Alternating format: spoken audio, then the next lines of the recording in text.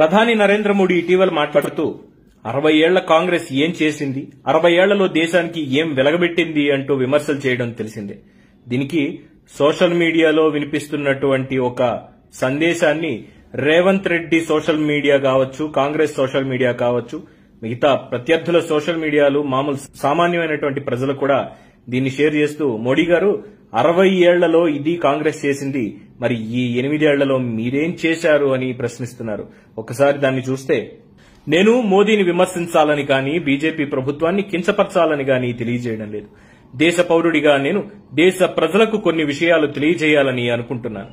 ప్రధాని మోదీ ఒక వేదికపై నిలబడి 60 ఏళ్లలో గత పాలకులు ఏం సాధించారని ప్రశ్నించడంలో అర్థం లేదు. మన దేశ పౌరులు మూర్ఖులు అని అనుకోకండి. మనందరం 200 సంవత్సరాలకు పైగా బ్రిటిష్ పాలనలో ఉన్నాం. ప్రజలు బానిసల మాదిరిగానే జీవిస్తున్నారు.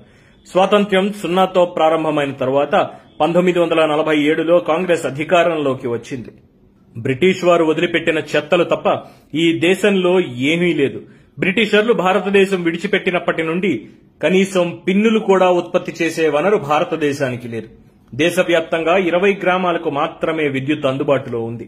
ఈ దేశంలో 20 మంది పాలకులకు అంటే రాజులకు మాత్రమే టెలిఫోన్ సౌకర్యం అందుబాటులో ఉంది. తాగునీటి సరఫరా లేదు. కేవలం 10 చిన్న ఆనకట్టలు మాత్రమే ఉన్నాయి. ఆస్పత్రులు లేవు, విద్యా సంస్థలు లేవు, ఎరువులు లేవు, జబ్బు చేస్తే మందులు లేవు, ఫీడ్లు లేవు, సాగుకు నీటి సరఫరా లేదు. దేశంలో ఉద్యోగాలు లేవు. కేవలం ఆకలి మాత్రమే ఉంది. శిశుమరణాలు ఎక్కువగా ఉన్నాయి.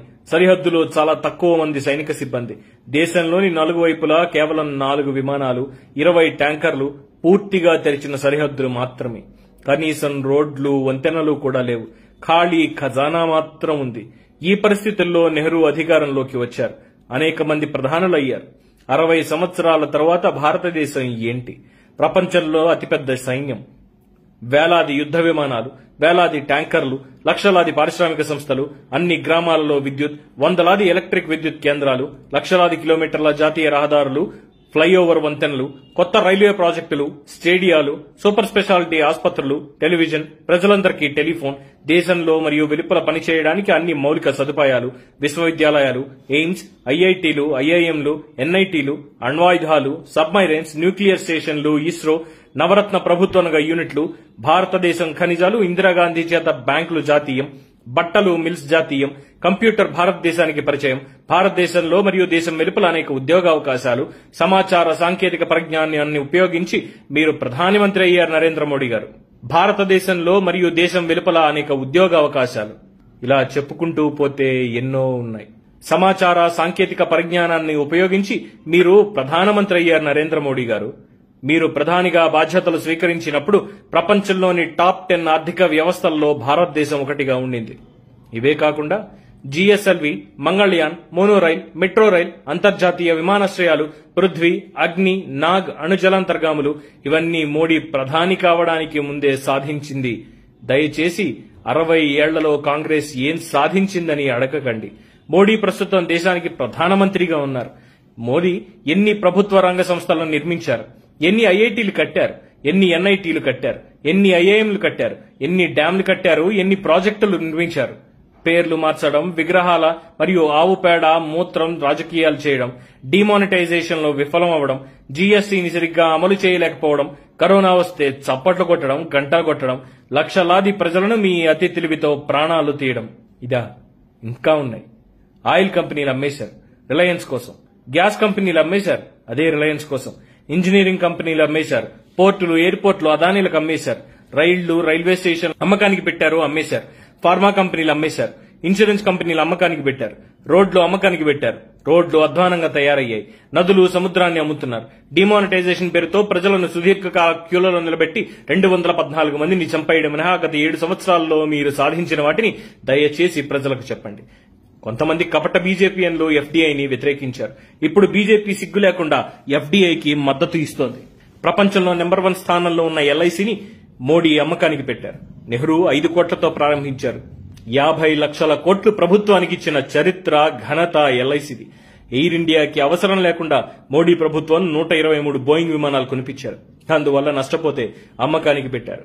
విశాఖ స్టీల్ ప్లాంట్ ఆనాడు 4,898.4 కోట్లు అంటే 1.2 మిలియన్ టన్నులకు మాత్రమే ఇచ్చి చేతులు దులుపుకుంటే ఈనాడు వేల కోట్ల రూపాయల లాభాలు సంపాదించి 7.3 MTకి విస్తరణ చేయడం జరిగింది. అప్పుల పేరుతో అదానీలకు 1350 కోట్లకు అప్పచెప్పే ప్రయత్నం మోడీ ప్రభుత్వం చేస్తోంది. బాల్కో ఇండస్ట్రీ 25,000 కోట్ల ప్లాంట్ 511 కోట్లకు వేదాంతకు బీజేపీకి అమ్మేశారు. అజిత్ జోకి రాష్ట్ర ప్రభుత్వం 550 కోట్లకు అడిగారు, అయినా సరే ఇవ్వలేదు. బీజేపీ భారతదేశాన్ని అంబానీలకి అదానీలకి అమ్ముతోంది. రాఫెల్ ఒప్పందం అనిల్ అంబానీకి 2 నెలల వయసున్న కంపెనీని అప్పగించారు. భారత ప్రభుత్వ యాజమాన్యంలోని హెచ్ఏఎల్కి ఇవ్వాలని అనిపించలేదు. బీజేపీ పెట్రోల్ డీజిల్ 100కి చేరింది. ఎల్పీజీ ధరలు 1000కి చేరుకునేలా ఎక్కువ పన్నులు పెంచింది. ముడి చమురు ధరలు $144 ఉన్న సమయంలో 75 మాత్రమే పెట్రోల్ ధర. ఇప్పుడు $50 ముడి చమురు ఉంటే 100కి పైగా చేరింది రాష్ట్రంలో పెట్రోల్ ధర. దేశంలో పెట్రోల్ ధర భారతదేశంలోని పేద ప్రజల నుండి బ్యాంకులో కనీస సమతుల్యతను కాపాడుకోలేకపోయినందుకు గాను 1771 కోట్ల రూపాయలను జరిమానా రూపంలో ఎస్బీఐ ద్వారా మోడీ ప్రభుత్వం కాజేసింది. అమిత్ షా కుమారుడు జైషా, శౌర్య దోవల్, అంబానీలు, అదానీ, బాబా రామ్దేవ్ యొక్క పతంజలి గ్రూప్ మరియు బీజేపీకి స్పాన్సర్ చేసే వ్యక్తుల ఆస్తుల పెంపు కోసం ప్రభుత్వ రంగ సంస్థలను అమ్మేసే కుట్ర జరుగుతోంది. గంగానదిని శుభ్రం చేయడానికి 3,000 కోట్లు, పటేల్ విగ్రహానికి 4,800 కోట్లు, శివాజీ విగ్రహానికి 3,500 కోట్ల రూపాయలు ఖర్చు చేసింది. ఏ మేరకు శుభ్రం చేశారు? ఈ అవినీతిని ప్రతి ఒక్కరూ చూస్తున్నారు. మీరు మునిగి గంగానదిని అపవిత్రం చేయకండి. గంగానది పేరుతో అవినీతి చేశారు. ప్రభుత్వ రంగ సంస్థలను కాపాడాల్సిన బాధ్యత ప్రతి ఒక్కరిపై ఉంది. Save PSUs.